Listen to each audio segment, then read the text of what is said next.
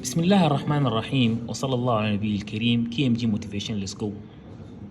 J'aimerais parler aujourd'hui de cette affaire-là, affaire de Abou. C'est pour cela j'ai l'habitude de dire qu'on assiste à une incompréhension délétère de la religion. Une incompréhension insistante de la religion et très insolente de la religion.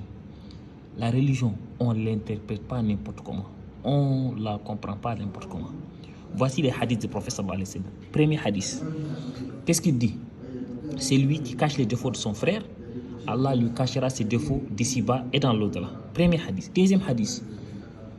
Personne ne cache les défauts de son frère sans qu'Allah ne lui cache les siens le jour de la résurrection. Troisième hadith. Celui qui cache les défauts de son frère est comparable à celui qui a sauvé la vie d'une fillette qui devrait être enterrée vivante. Quatrième hadith.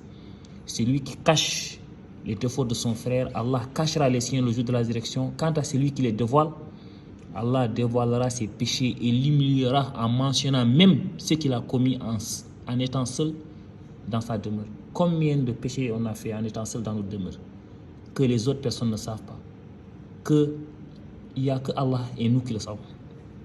Cinquième hadith, le prophète dit: ô vous qui avez écrit en vos langues alors que la foi n'a pas encore pénétré votre cœur, ne nuisez pas aux musulmans et ne cherchez pas leurs défauts, car celui qui cherche les défauts de son frère, Allah cherchera les siens, et celui dont Allah cherche ses défauts, il l'humiliera en mentionnant ses défauts, même ce qu'il a commis seul dans sa demeure, à l'abri du regard d'autrui.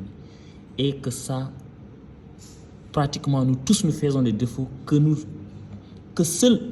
seuls connaissons avec Allah subhanahu wa ta'ala. Et pourtant Allah subhanahu wa ta'ala nous a protégés et n'a pas dévoilé nos défauts. Abou n'est pas... Tu n'es ni le premier ni le dernier. Mais aller à la télévision et dévoiler les défauts de sa femme, ça ne se fait pas. C'est un acte ignoble. Tu sais, il y a un proverbe africain qui dit: lorsque tu manges dans un plat et que tu es rassasié, ferme ce plat-là correctement, comme ça, une autre personne viendra manger dans ce plat-là. C'est un acte qui est très ignoble et il ne faut pas aller, dire que toutes les femmes voilées sont ceci, sont cela, sont ceci, sont cela. Une femme voilée peut ne pas être pieuse. Une femme non voilée peut avoir un bon cœur, parce que la piété, c'est dans le cœur.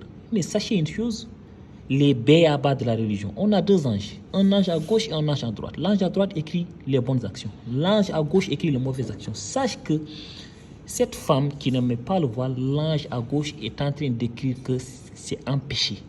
Et cette femme, quel que soit tout ce qu'elle fait, des choses mauvaises, des choses bonnes, tant qu'elle met le voile, il faut savoir qu'il y a un ange à droite qui écrit qu'elle est en train de faire une bonne action.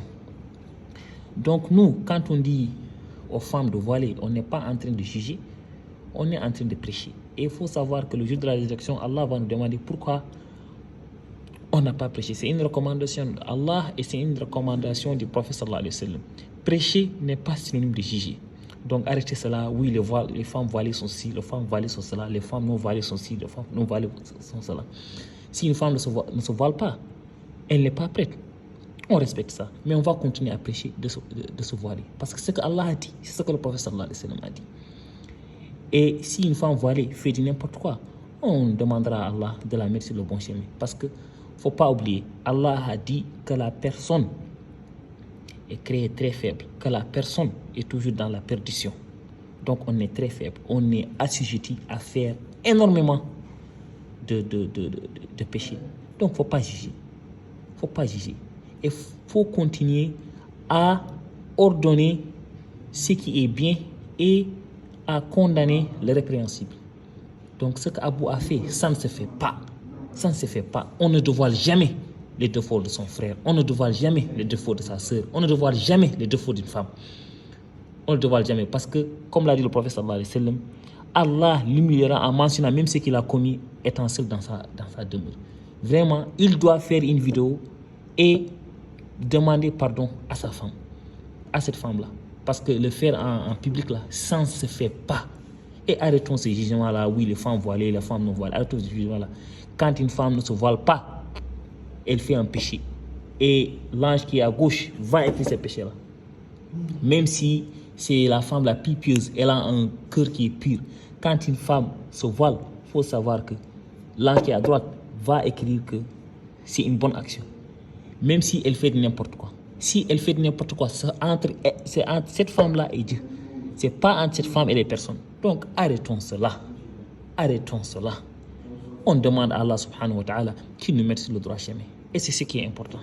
Sur ce, assalamu alaikum wa rahmatullah, KMG Motivation pour conscientiser les gens.